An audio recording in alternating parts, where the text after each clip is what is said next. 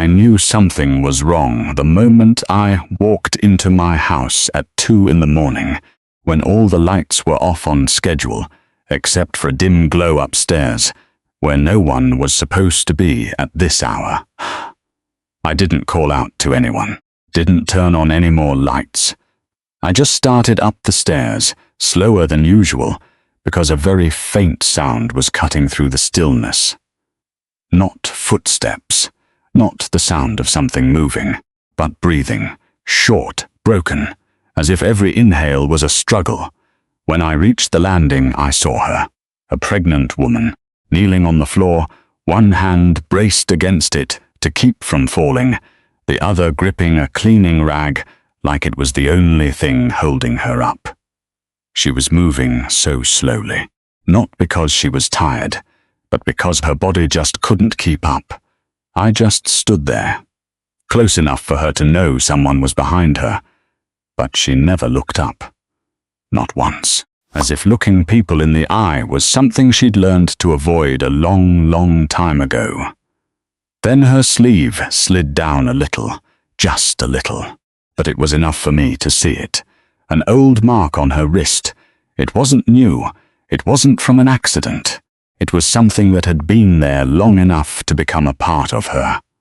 She froze, not because she saw me, but because she felt me. And in that exact moment, I understood something very clearly. She wasn't just working. She was hiding. I didn't leave right away. Not because I needed to check on anything else, but because there was this strange feeling like I was looking at something familiar that I couldn't quite name. She didn't look at me, didn't ask any questions. She just kept working as if I wasn't even there. But the way she did it, that's what made it impossible for me to look away. There was a water bottle next to her. She paused for a second. She lifted it with both hands, holding it very close to her body. It wasn't a comfortable grip, but a careful one, as if she was afraid of dropping it, or making any unnecessary noise. She took a small sip, very slowly. Then she put it back in the exact same spot. So precise, it was almost perfect. I'd seen that before, not the action, but the habit, a kind of caution that had become a reflex. Someone walked past in the hallway outside, glanced in, and asked a very normal question. "You gonna be much longer?" She froze, didn't answer right away, didn't turn her head right away. She just lowered her head slightly before speaking. "I should be done soon." Her voice was quiet, flat, with no intention of continuing the conversation. But that dip of her head, the way she seemed to shrink into herself from a question that wasn't even a threat. I had seen it, not just once, not in some faraway place, but from a time in my life I thought I had left behind. I took another step down the stairs. Not enough to draw attention, just enough to see her face more clearly as the light caught the corner of it.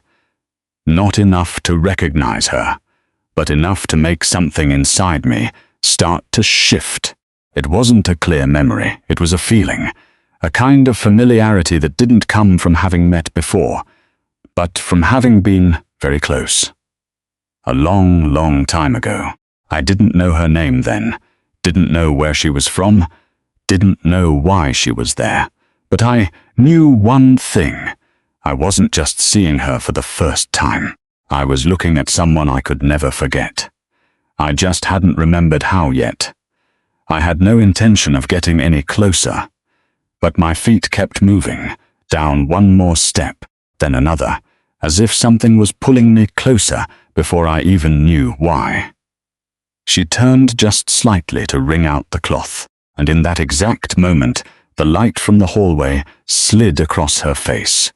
Not all of it, just a small part of it. But it was enough. A thin line right above her left eyebrow, so faint you'd miss it if you weren't paying attention. But I didn't miss it, not because I saw it clearly, but because my body reacted before my memory could. My hand tightened on the railing, my breathing slowed, and an old memory surfaced uncalled for, unbidden. A scorching hot afternoon, the ringing sound of metal as someone climbed over the fence. A sudden slip, and the moment everything happened too fast to stop, she fell, right in front of me, face first. The sound was dry and heavy, enough to make me freeze for a few seconds. Blood trickled down close to her eye, red, clear, and there was nothing I could do. I just stood there, calling her name in my head, but unable to say it out loud. But she didn't cry, she didn't panic. She raised a hand and wiped the blood away with the back of it, as if it was just a smudge that needed to be cleaned. Then she looked at me, not to ask for help, but to reassure me, as if the one who needed to be calm in that moment wasn't her.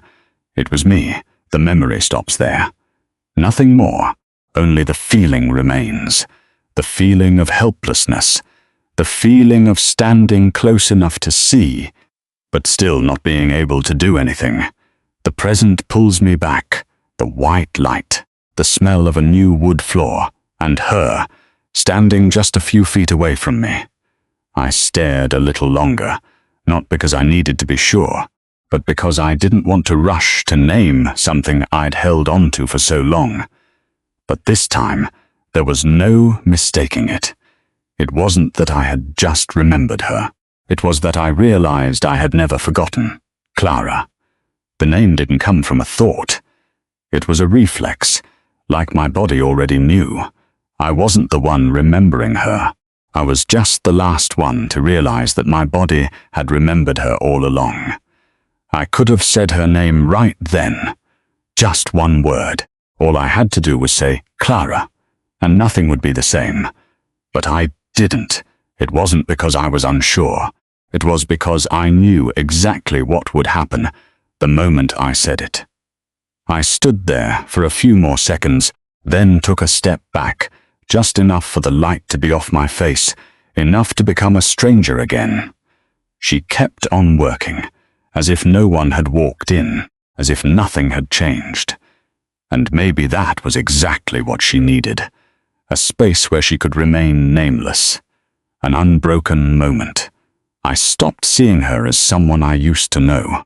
I started to see her as someone maintaining a balance, a very delicate one, and any disturbance, even the right one, could throw it off. If I said her name, if I dragged the past back, I wouldn't be helping. I'd be forcing her to face something she wasn't ready for. And people like that, they don't react by explaining. They withdraw. They disappear. And this time, I might never get the chance to see her again. I took a few more steps down. The distance between us wasn't far, just a few meters, but there was something in between us. Not a wall, not a barrier, it was time. The years that had passed without any explanation. Another employee walked by, asked me a few things about my progress. I answered. My voice was normal, nothing out of the ordinary, but my eyes stayed on her. She didn't look up. No curiosity, no reaction, just working. Slowly, steadily, quietly, as if she'd learned how to exist without leaving a trace. And in that moment I understood something very clearly.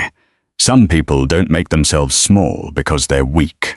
They do it because it's the only way to keep living without being noticed. I didn't call her name.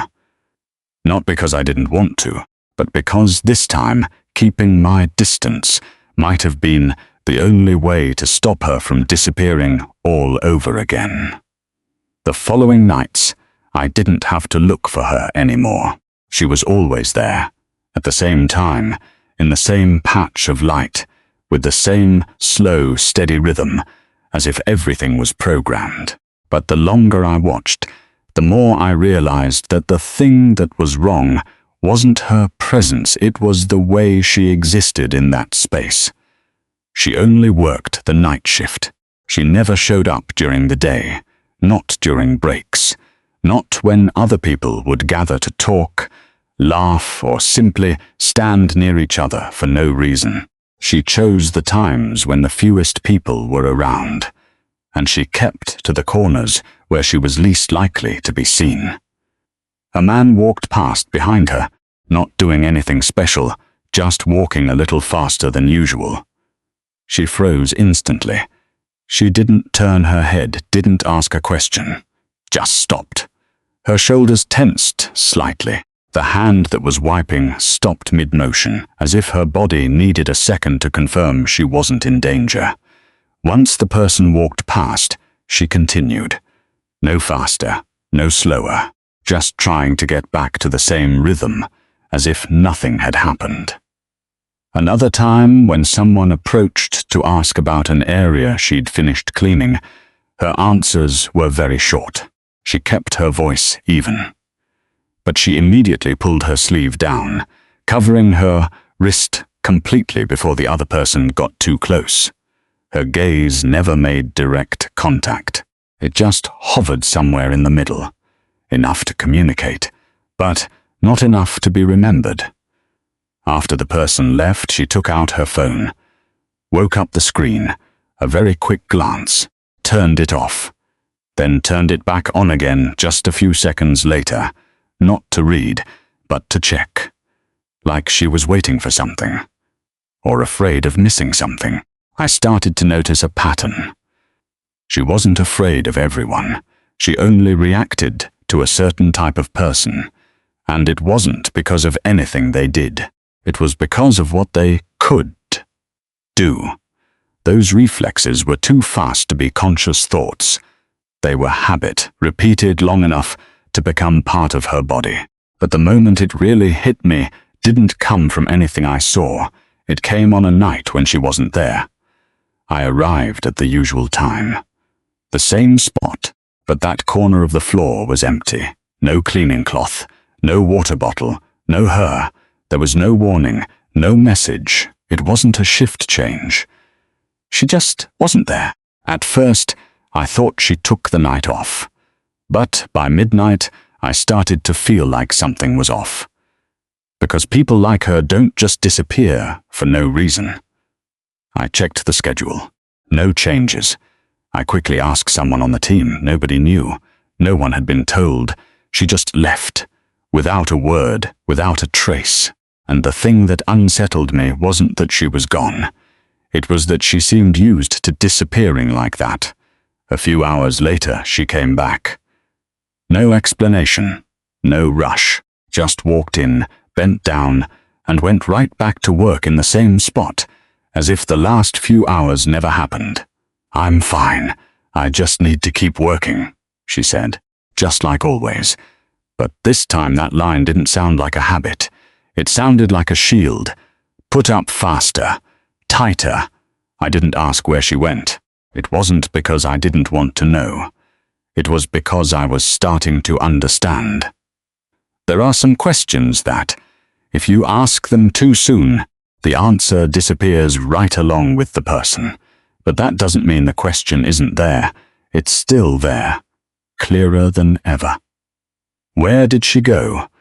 I didn't ask where she'd been, not because I didn't want to know, but because I understood that if I tried to pull that answer out of her the wrong way, she would shut down faster than anything I could say. The next morning, I did the only logical thing I could without confronting her directly. I opened her file again, not to find a mistake, but to see what had always been there, but just hadn't been connected yet. Her name was near the bottom of the list, Clara Bennett. The basic information was enough to be valid, but not enough to exist like a normal person. There was no specific address, just a P.O. box on the outskirts of town. It wasn't wrong, but it also wasn't how a stable person lives. The registered phone number was a prepaid one. It wasn't linked to any other file in the system. No long history, no cross-referenced data, as if it was created just to be used and then disappear. I scrolled down to her work history. There were no gaps, but she never stayed anywhere long. A diner, a cleaning company, a warehouse. A few months at each place, then she'd leave. No reason given, no references, no connections, a pattern of existing just enough not to be noticed, but not enough to be kept. I stopped at the internal notes section. A few short lines. Works steadily, quiet, avoids interaction, shows signs of chronic fatigue. Nothing out of the ordinary, until I scrolled down just a little bit more. A detail I had missed before, the profile update date. It wasn't the day she started working. It was 1 day later. A single update. It didn't specify what was changed. Just one small line. Update. I opened the edit history. I didn't need special clearance. It was just basic system data. And that's when things started to feel off. The information wasn't wrong, but it didn't match. The previous phone number was different. The old address was there. Then it was gone. Not completely deleted, but replaced with a less detailed version, more streamlined, harder to trace.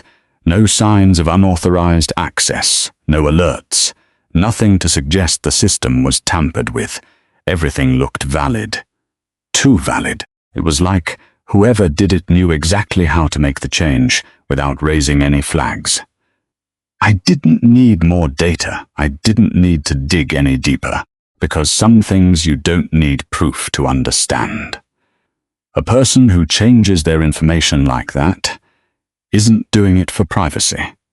They're doing it because they need to be hard to find. And when someone is forced to do that, it usually means someone else is trying to find them. I sat in silence for a few seconds, not speculating, not jumping to conclusions, just putting everything I'd seen side by side. The way she chose the night shift, the way she avoided contact, the way she checked her phone like she was waiting for a signal, and now her record, a stripped-down version, an unnecessary update. But one that happened at just the right time. I don't know exactly what happened, but I knew one thing. She wasn't just hiding. Someone was looking. And this person didn't need to break the system, didn't need to do anything obvious. They just had to be patient enough, know enough, and be close enough to know where to look. For the first time since I started looking into her story, that feeling of unease wasn't just a feeling anymore. It had a shape, it had a direction, and one thing was becoming very clear. She hadn't disappeared by chance. She was being watched, in a way that was subtle enough that no one but her would notice. I went back that night, not to ask questions, but to see what she would do when someone stood close enough without demanding anything. She was still there. Same spot, same rhythm. But when I walked in, she noticed immediately. She didn't turn around, just slowed down a little, then kept going as if nothing had changed. I didn't say anything for the first few seconds. I just stood at a distance, where she wouldn't have to back away, but not so far that she could forget I was there. She was the one who broke the silence. "I'm okay," she said, without turning around, without waiting for me to ask. "I'm fine, I just need to keep working." Her voice was quick, clear, like a line she had prepared for any situation. I didn't react. I didn't ask anything back. I just took one tiny step closer, enough to change my view of her. Her hands stopped for a second, then continued, a little faster, unnoticeable to anyone else. But it was enough to see. Someone walked past behind us. The sound of their shoes echoed. She didn't turn her head, but her shoulders tensed up. She pulled her sleeve down before the person got any closer. The other person asked a short question. "You done with this section yet?" She answered immediately. "Almost done," without looking up. Not for long. Just long enough to be over. And the moment that person was gone, she said it again, this time faster. "I'm fine. I just need to keep working." No one had asked her. No one had asked for an explanation. But she said it anyway, as if the words weren't for anyone else, but for any situation that might possibly arise. I still didn't ask. I just watched. not looking at her directly, but observing how she adjusted everything around her, the distance, the sounds, her gaze, the rhythm of her breathing. "You don't have to explain anything," I said. My voice was low, not intruding, just enough to exist. She didn't answer right away. She didn't turn around, but her hands paused for longer than the last time. I said nothing more. I just stood there, long enough for the silence to become uncomfortable, and in that moment, I saw exactly what I needed to see. She wasn't avoiding a question. She was avoiding the possibility of a question ever being asked, and every time she said it, it came out faster, shorter, tighter. "I'm fine. I just need to keep working." Not because she was fine, but because it was the only way she could keep things from falling apart. I didn't push. I didn't try to take the conversation any further.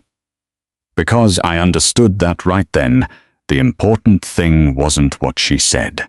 It was how hard she was trying to not have to say anything else. I wasn't going to ask anything more. It wasn't that I didn't want to know. It's that I understood some things. If you try to pull them out at the wrong time, just get shoved back down even deeper. That night started like all the others.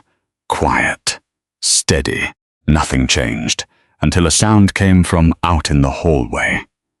It wasn't loud, nothing out of the ordinary, just the sound of a door closing a little harder than usual.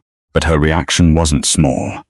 She froze, not for a second, longer. Her hand stopped in midair, her shoulders tensed up, and this time she didn't go right back to work. She just stood there.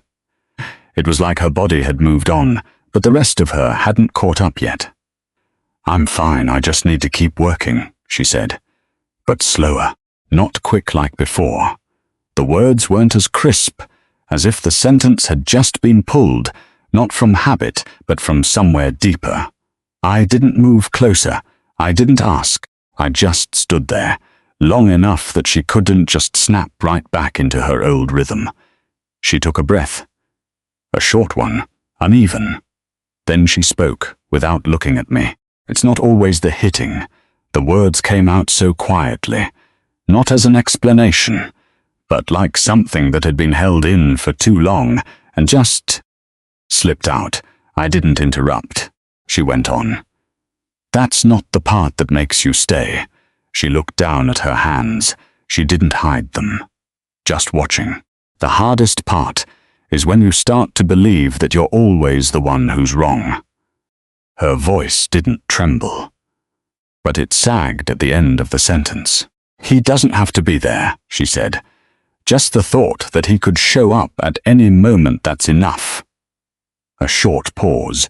"He doesn't have to hold me back," she continued. "He just has to make me hold myself back." The words weren't loud, not emphasized, but they were heavy, in the way that things that are truly real are always heavy. I still didn't ask. There was no need, because this time she wasn't answering a question. She was confessing. "People think leaving is the end of it," she said, as if she were talking to herself. I thought so too. A brief beat, and I did leave. I looked at her, without interrupting, without cutting in. "But I went back," she said, so directly, no beating around the bush. "Not because he found me, not because he dragged me back." She shook her head very slightly. "It was because I started to think that maybe I was wrong for leaving." That sentence didn't need any more explanation. It stood on its own, and it was heavy enough on its own. "He didn't have to chase me," she said. "He just had to stay inside my head long enough."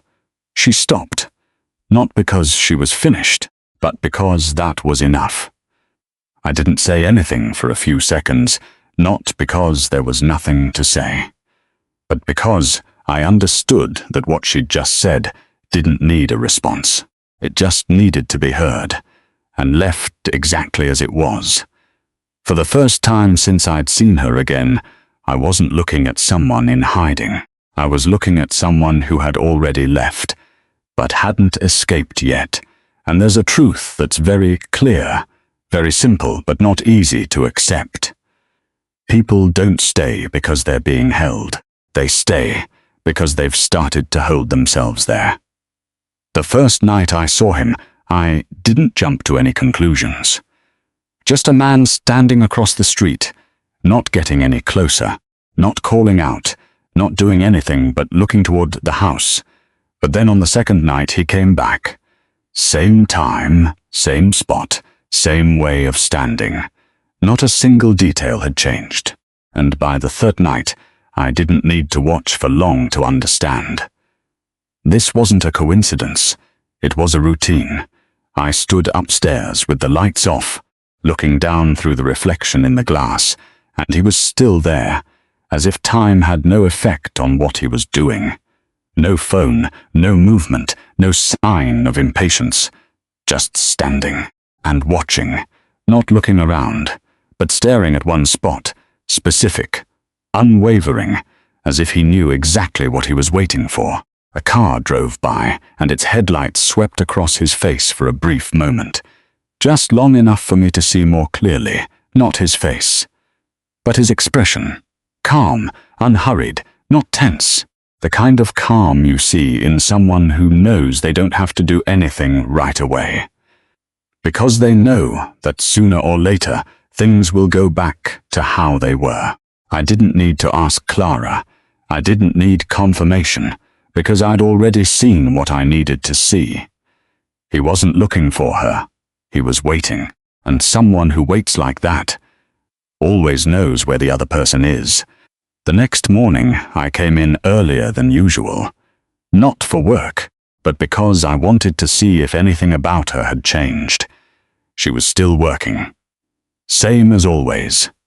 But one small detail was different. She'd chosen a spot closer to the glass door, not to look outside. But so she could look, if she had to. When I walked past, she didn't say anything. She didn't look at me, but her hand clenched into a fist for a second. Real quick. Then it relaxed, as if her body had realized something before her mind was ready to accept it. "I'm fine. I just need to keep working," she said. Faster than usual, more clipped than usual, as if those words had to get out before any other thought could surface. That night I didn't leave. I stood on the floor above, looking down, and he appeared again. Same spot, exactly, not a minute later. Not a minute sooner. A precision that made everything crystal clear. He knew her hours, he knew where she was, and most importantly, he knew she wouldn't come out, not because he was standing there, but because he was already in the way she lived, in the way she moved, in the way she avoided looking at things, in the way she held herself back. I watched him for a few more seconds. It didn't take any longer than that. Because there are some people you only need to see once to understand. They don't have to come inside. They don't have to touch a single thing, because they already control everything from the outside. And in that moment, I realized the danger wasn't that he showed up. It was that he didn't have to do anything at all. He didn't need to come inside. He was already inside her life. I didn't leave the building right away that night. It wasn't because I still had work to do. It was because I knew that if I walked out that door, I would have to carry a decision I wasn't ready to name. I stood in the darkness of the upstairs hallway, looking down at the courtyard where that man had just been, and what unsettled me wasn't his presence. It was the certainty in the way he existed, as if everything was already under his control long before I even noticed. I had been in a similar situation before. Not this place, not this person, but it was the same feeling. Knowing enough, understanding enough, but choosing to do nothing. And back then, I'd convinced myself that staying out of it was the safest thing to do, that getting involved would only make things messier, that it wasn't my business. I was right about one part. but wrong about the rest. Because some consequences don't show up right away. They come later, slowly, quietly, and they stay for a very long time.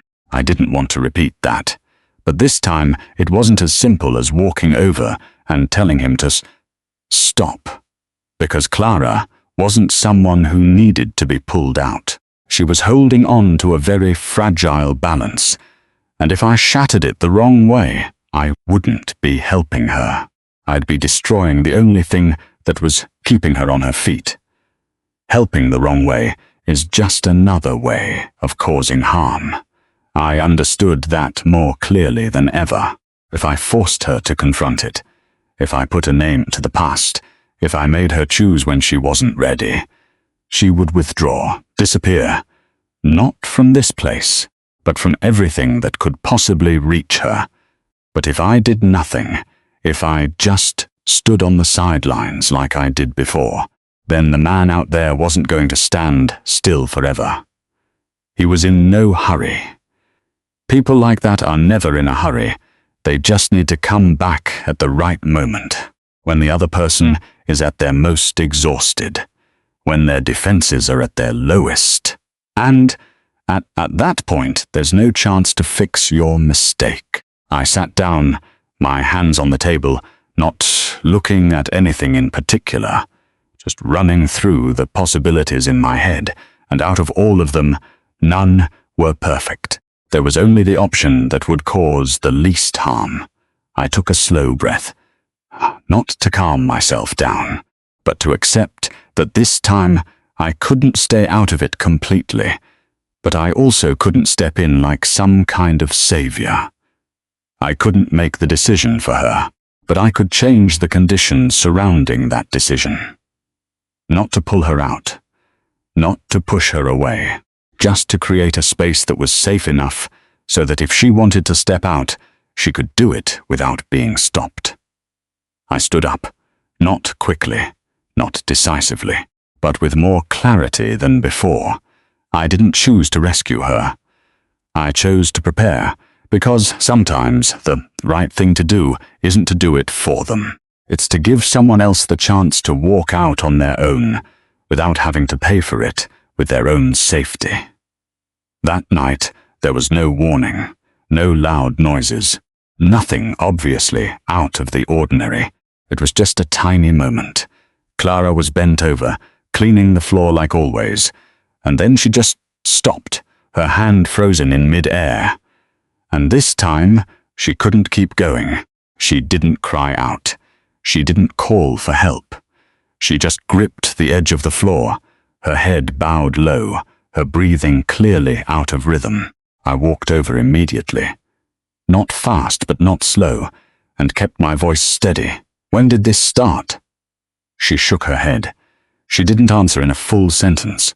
She just whispered that she thought she still had time, that it wasn't supposed to happen yet, that maybe it was just a normal pain.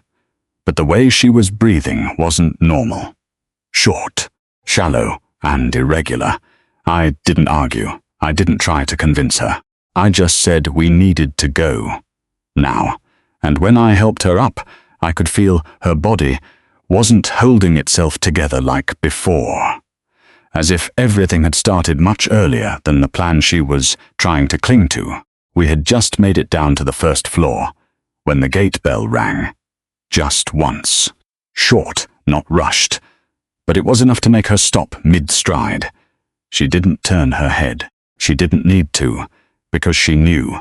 "He's there," she said. Her voice wasn't high. It didn't tremble. But it was firm. It wasn't a guess. It was recognition. I looked toward the security monitor. The man was standing outside the gate. Same spot. The same stance. He didn't step inside. Didn't call out. Just watching, as if he'd chosen the perfect moment, without any need to hurry. I didn't say anything to her about him being there. I just said one thing. "Let's keep going." She didn't ask questions. No other reaction. Just a slight nod, as if the rest didn't need explaining. When we got to the back door, the car was already there. Not by chance. Not by luck. By design. 2 people were standing near the main gate, not moving forward, not blocking the way, just standing in a position where any further step would become an action that could be recorded, could be confirmed, and could not be denied. Victor didn't step forward. He didn't need to. He looked toward the house. Then he looked at the people standing between him and the door.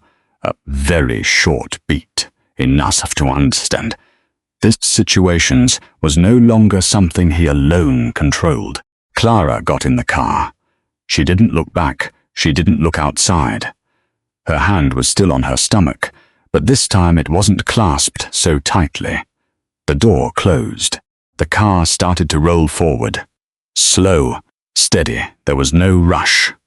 I stood there for another second, looking across the yard.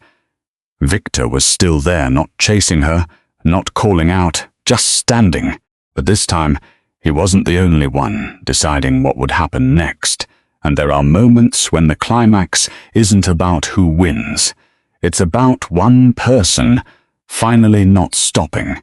Not every story ends with someone being saved. And if we're being honest, for most of life, no one shows up at the right moment to pull you out of everything. Some people aren't held back by violence.